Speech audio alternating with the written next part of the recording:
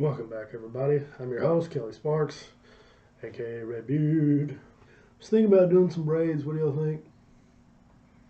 Maybe a big braid out here on the outside? Who knows? Alright, so this is the second place wild card finishers. I have no idea what's in front of me.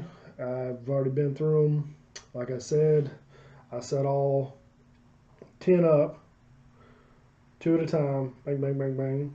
I did get to a point where two of them, I had two of them that were competing against each other in the quick shootout, and they were both so good I decided to push both of those to the next round. So then I had 6 out here instead of 5. So I had a 3-on-3 competition, or 3-on-3 after that, and then I came to these 3. And it's just down and dirty, quick, whatever tastes better at the time. Just purely enjoyment, not really over-analyzing the whiskeys. So I'm going to go ahead and get in this one, and we'll finish it out. Oh, it smells so good. All the second place, I looked over the second place finishers, and don't forget, the Google document below, you can see the list of all the bourbons that were in this blind tasting, and you can see all the second place finishers. And here's the top 3 from the second place. Oh, it smells so good. I think I might know what that one is.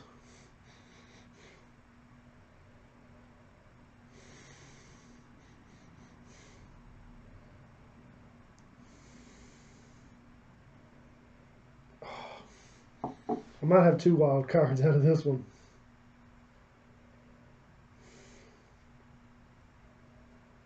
Oh man, they all smell so good. I do remember in my second place I had Henry McKenna Bottled in Bond, Jim Beam Single Barrel, Russell's Reserve 10. I'm going to go ahead and start on the left hand side.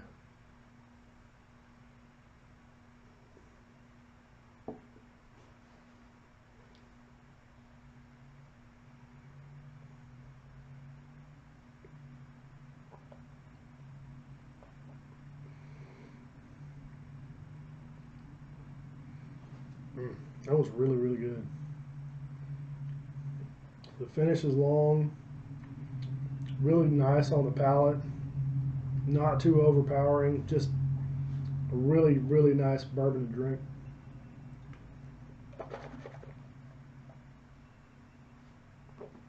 Time to get up, Brandon.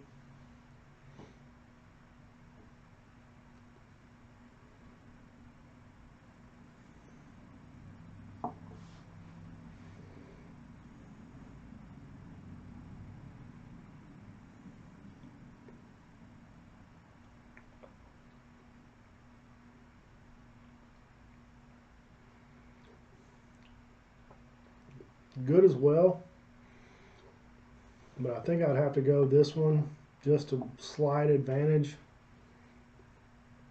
Finished really quick, which I'm not a fan of. I like for it to linger around for a bit.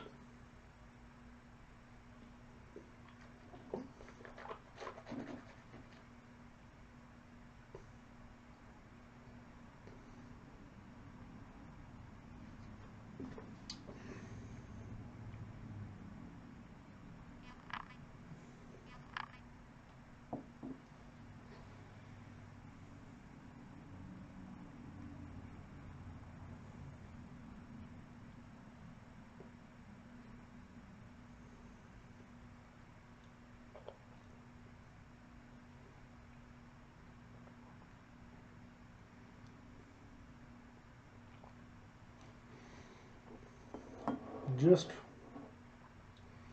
off the first pulls, I would have to go first, second, and third. Now by the nose, I would have probably picked this one first, but it was a little spiky on the finish. Didn't have near as long as of a presence as this one, but that's why I like blind tasting so much, because the one that you don't even think about might come out and surprise you in the end.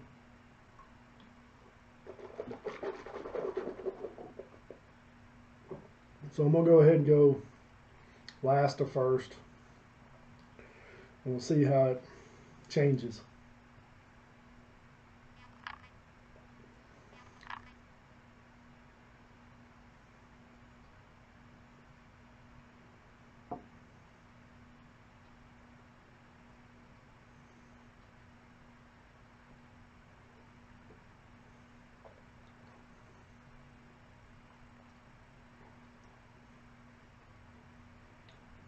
Really good.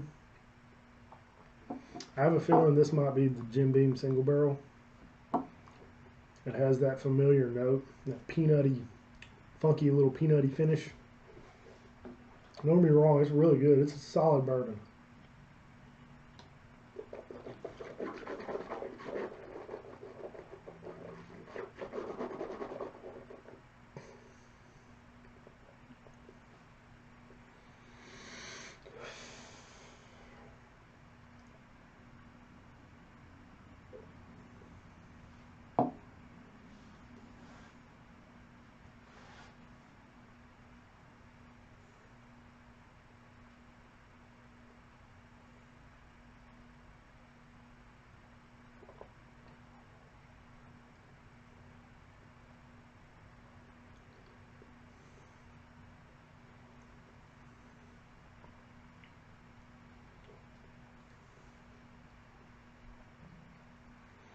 I don't know if this one's either.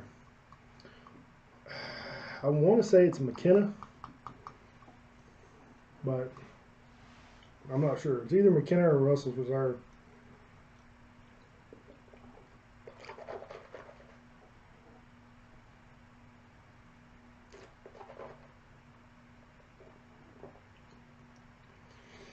Here we go. Like I'm pretty positive those are going to stay the same, and this will be the telltale whether or not these two switch.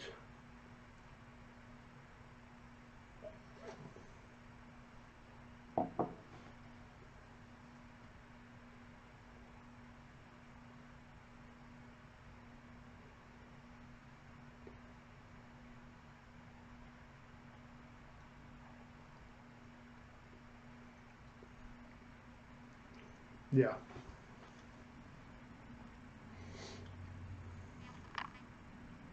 Now that might be the McKenna. I don't know. Like I said, this is all blind. I have no idea what's sitting in front of me, but I'm gonna have to go first, second, and third. So that's it. Let's find out what the results are. Ooh, Russell's Reserve 10. It was not Jim Beam single barrel. So I had a feeling Russell's Reserve 10 was going to make it into the top 3, but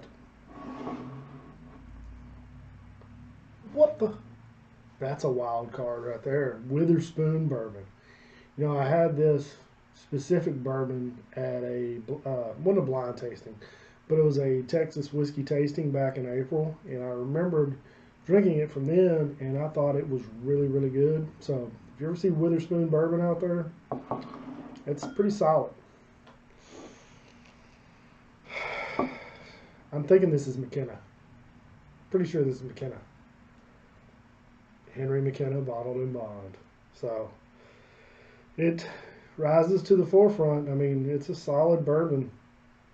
I mean, it didn't win Bourbon of the Year, last year, the year before, I can't remember. Might have been this year, I don't remember.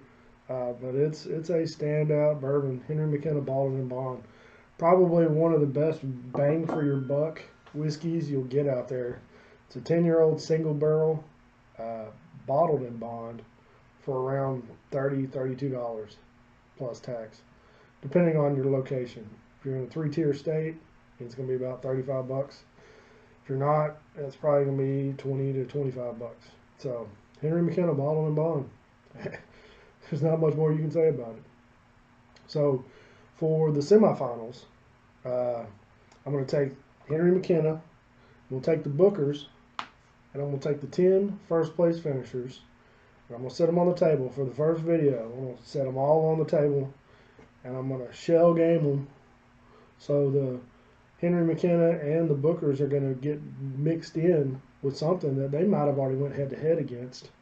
and we'll see what happens. I'll pick 3 out of that batch, slide the other 9 off to the side, do it up, and move through the semifinals. And from there, you'll have 4 first place finishers. And I think I'll do 2 short videos.